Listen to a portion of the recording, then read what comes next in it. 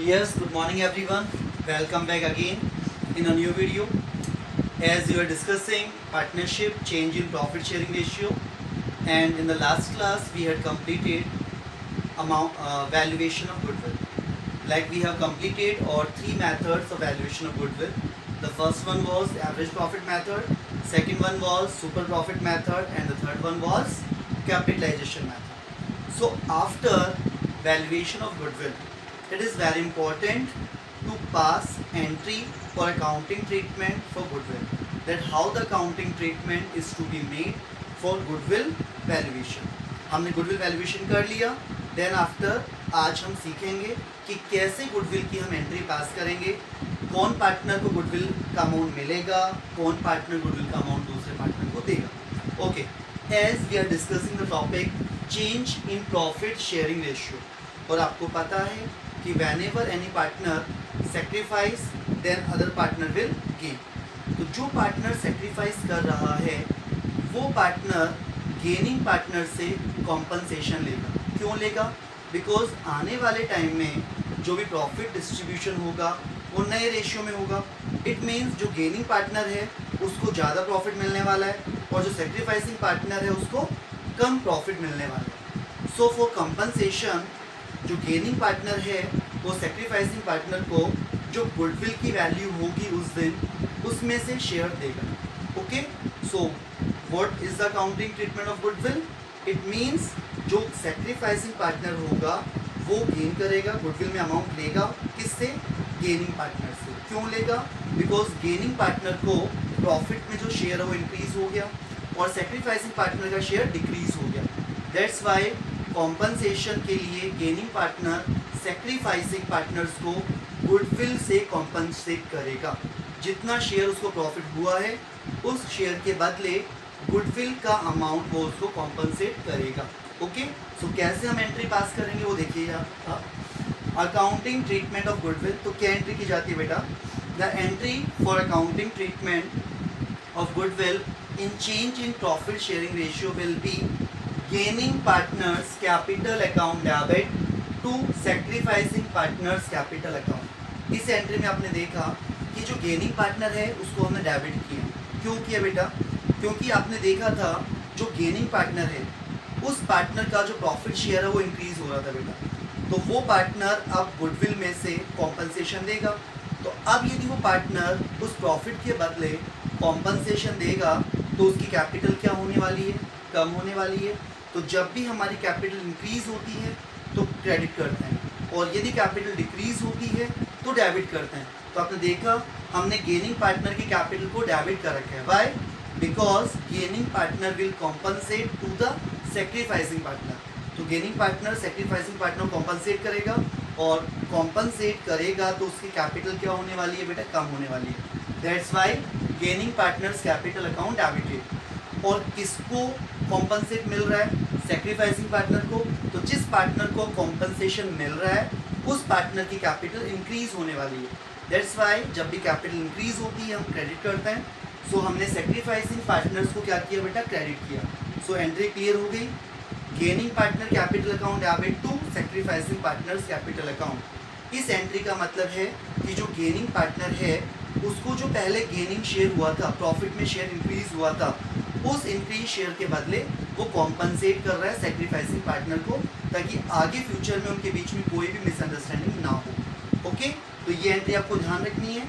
Change in profit sharing ratio में जो gaining partner होता है वो सेक्रीफाइसिंग पार्टनर को कॉम्पनसेट करने के लिए ये एंट्री पास करेंगे हम फॉर्म में gaining partners to sacrificing partner. जैसा कि आपने देखा इस एंट्री को, तो इस एंट्री को करने से पहले आपको बेटा ये चीज़ पता होनी चाहिए that who is the sacrificing partner and who is the gaining partner. क्योंकि जब तक आपको ये चीज़ें पता नहीं होगी तो आप कॉम्पनसेट कैसे कर पाएंगे. तो गेनिंग और सेक्रीफाइसिंग रेशियो हम निकालना सीख चुके. तो गुडविल की एंट्री करने से पहले we have to know that which partner is going to sacrifice and which partner is going to get gain. Okay, तो सबसे पहले हम गेनिंग और सेक्रीफाइसिंग रेशियो पता करेंगे, उसके बाद हम एंट्री पास करेंगे. So let's take an example for this. चलिए हम देखते हैं illustration number 21. Just see the illustration. A, B and C are partners in a firm. their profit ratio was 5:4:1, means that their old profit ratio was 5:4:1 and their new ratio is 9:6:5. Old ratio भी given है, new ratio भी given है, तो क्या हम easily sacrificing और gaining निकाल सकते हैं? बिल्कुल निकाल सकते हैं। तो याद कीजिए क्या फॉर्मूला बताया था मैंने, sacrificing is equal to old ratio minus new ratio. तो देखते हैं बेटा ए का ओल्ड रेशियो कितना है, as old ratio is 5/10 minus new ratio is 9/20, LCM will be 20, 10 2s are 20, 2 5s are 10 minus 21s are 20, 1 9s are 9, 1/20। ये partner sacrifice कर रहा है, याद कीजिए मैंने आपको बताया था सेक्रीफाइसिंग रेशियो हम निकाल रहे हैं and the answer is in positive, तो आंसर पॉजिटिव में होता है, it means it is a sacrificing ratio. Next for B का हम देखते हैं बेटा, B's old ratio is 4/10 minus new ratio 6/20, LCM 20, 10 2s are 20, 2 4s are 8 minus 6, it means 2/20। B is also sacrificing, B भी sacrifice कर रहा है क्योंकि आंसर पॉजिटिव में आया। नाउ कम टू C का हम देखते हैं, तो C का ओल्ड रेशियो है बेटा 1/10 माइनस न्यू रेशियो है 5/20, then LCM will be 20, 2 minus 5 that will be minus 3/20, it means it is a gaining partner। तो आपने देखा सबसे पहले हमने ओल्ड और न्यू रेशियो के बेसिस पे सेक्रीफाइस और गेनिंग रेशियो कैलकुलेट कर लिया। अब आगे देखते हैं क्या गिवन है, goodwill is valued at 2 years purchase of average profit of last 3 years। तो आपको पता है number of years purchase 2 as it is आपको लिखना होता है, ये क्वेश्चन में गिवन है।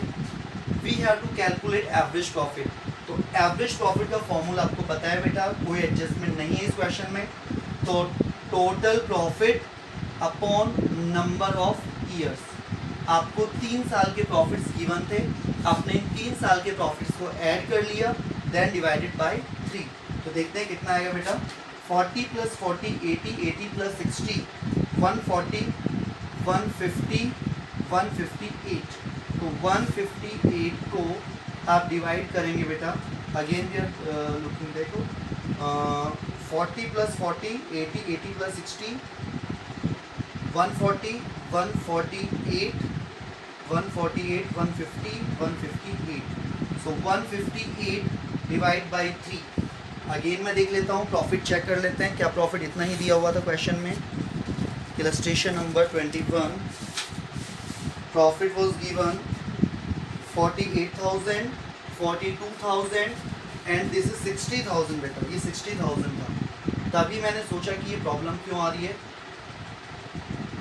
40 + 40 80 + 60 140, 150 आएगा बेटा, तो 150 डिवाइड बाई 3। तो 150 को आप 3 से डिवाइड करेंगे, then it will be 50,000 rupees. तो बताइए आपका जो एवरेज प्रॉफिट है वो कितना निकल के आया, 50,000 रुपीज़। तो एवरेज प्रॉफिट को अपन यहाँ पुट कर देंगे, 50 × 2 that will B 1 lakh rupees. तो आपका गुडविल कितना आ गया बेटा, 1 लाख। तो गुडविल का वैल्यूएशन तो हमें करना पहले से आता था, तो नई चीज़ क्या है इस क्वेश्चन में, इस क्वेश्चन में नई चीज़ थी जर्नल एंट्री। जर्नल एंट्री हमें पास करनी थी। तो देखिए जर्नल एंट्री के लिए मैंने क्या आपको बताई थी entry, gaining partner to sacrificing partners capital, और हमने उसके लिए ये भी पता कर लिया that who is the sacrificing partner and who is the gaining partner. तो हम इजीली एंट्री कर सकते हैं, who is the gaining partner, C. तो हमारी एंट्री क्या हो जाएगी बेटा, C's capital account debit to who are the sacrificing partners, A and B, to A's capital account to B's capital account। Narration आपको पता है, adjustment entry for goodwill past, entry हमने कर ली। अब मेन है कि हम अमाउंट कैसे निकालेंगे। तो अमाउंट निकालने के लिए बेटा आपको देखना है कि आपके सामने गुडविल का अमाउंट गिवन है बेटा 1 लाख, तो 1 लाख जो आपको अमाउंट गिवन है उस गुडविल के अमाउंट को आप इनके जो रेस्पेक्टिव गेनिंग एंड सेक्रीफाइसिंग से मल्टीप्लाई कर दें। तो देखिए सबसे पहले हमने क्या लिखा है सी, तो सी का शेयर कितना है बेटा 3/20, तो गुडविल का अमाउंट था 1 lakh into 3/20, 3/20 15,000 rupees, 15,000 rupees for C. चलिए अब निकालते हैं ए का, तो ए का कितना था बेटा 1/20, तो 1 lakh into 1/20 5,000 rupees. And same for B, तो 1 लाख इंटू बी का शेयर था बेटा 2/20, देन 2/20 दैट विल बी 10,000। तो ये बेटा आपकी एंट्री हो गई gaining partners capital to sacrificing partners capital. Very simple. तो इस एंट्री से पहले आपने क्या क्या कैलकुलेट किया? फर्स्ट हमने कैलकुलेट किया बेटा गेनिंग और सैक्रिफाइसिंग रेशियो। सेकंड नंबर पे हमने कैलकुलेट किया गुडविल। यदि गुडविल गिवन होगी तो बहुत अच्छी बात है, if goodwill is not given तो हमने गुडविल कैलकुलेट करने के जो मेथड्स थे वो सीखे हुए हैं बेटा। तो किसी भी मेथड से गुडविल पूछे हम निकाल सकते हैं। After calculating goodwill and gaining and sacrificing ratio we just multiply the amount of goodwill with gaining and sacrificing, और उनको हम उनके सामने पुट कर देते हैं। अब देखेंगे दोनों साइड इक्वल आ रही है बेटा। C is capital 15 to A and B 15। Okay, so this is the journal entry for goodwill. तो ये आपका क्वेश्चन हो गया बेटा 21। ठीक है, तो जैसा कि आपको पता है कि जो भी हम टॉपिक पढ़ रहे हैं उस टॉपिक के अंदर कॉन्सेप्ट हमने क्लियर कर लिया। आफ्टर क्लियरिंग द कॉन्सेप्ट हम नेक्स्ट क्वेश्चन के चेंजेस देख लेते हैं कि क्या क्या चेंजेस आ रहे हैं नेक्स्ट क्वेश्चन में। सेम इसी पैटर्न पे सोल्व होंगे, लेकिन कुछ लैंग्वेज का जो चेंजेस होता है वो समझना बेटा बहुत इंपॉर्टेंट है। So let's see what is the changes in question number 22 and 23। ये इलस्ट्रेशंस हैं, क्वेश्चंस आपके इसी तरीके के मिलेंगे। यदि इलस्ट्रेशन आपके हो जाते हैं तो क्वेश्चंस आर वेरी सिंपल। चलिए देखते हैं 22 में वो क्या चेंज मिलेगा। इन इलस्ट्रेशन नंबर 22 आपको चेंज मिलेगा। There are 3 partners P, Q and R।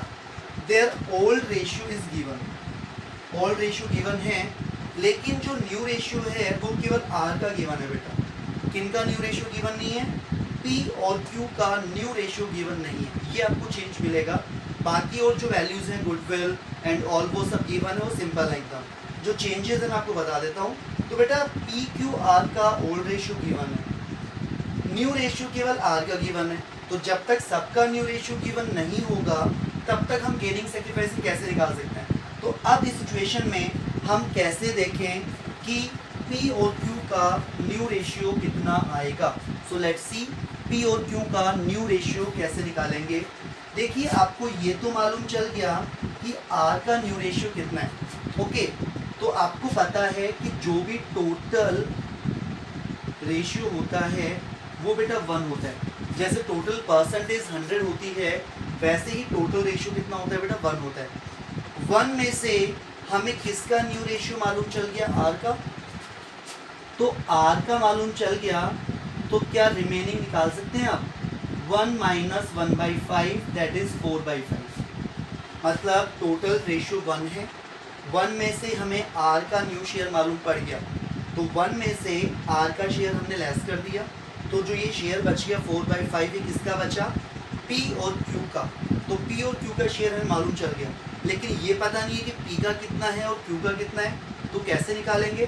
तो बेटा जो उनका ओल्ड रेशियो होता है उन्हीं रेशियो में हम रिमेनिंग को मल्टीप्लाई कर देते हैं। तो बताइए P का न्यू रेशियो कितना आएगा? रिमेनिंग दैट इज 4/5 इनटू दोनों का ओल्ड कितना था? 1:1, मतलब 1/2। तो बोलिए P का न्यू कितना होगा? 4/10 और Q का न्यू कितना होगा बेटा? Same 4/5 into 1/2 that is 4/10। तो अब हमारे सामने किसका न्यू आ गया? P का। हम इसको और सॉल्व कर सकते हैं। 2/5 2/5, तो हमारे पास बेटा P का न्यू रेशियो आ गया 2/5, हमारे पास Q का न्यू रेशियो आ गया 2/5, R का न्यू रेशियो हमें गिवन था। अब इजीली हम गेनिंग और सैक्रिफाइसिंग रेशियो निकाल सकते हैं। तो इलस्ट्रेशन नंबर 2 में केवल यही चेंजेस था।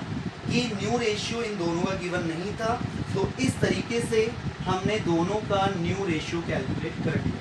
बाकी सारी चीज़ें वही हैं जैसे हमने इलस्ट्रेशन नंबर 21 में सीखी। नाउ कम टू 23 में क्या चेंज है मैं आपको बता देता हूँ।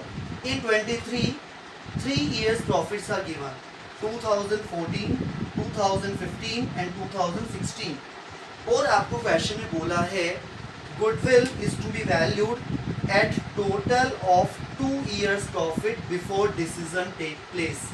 मतलब हमें जो गुडविल निकालनी है वो कैसे निकालनी है, जैसे क्वेश्चन बोलेगा वैसे निकालनी है।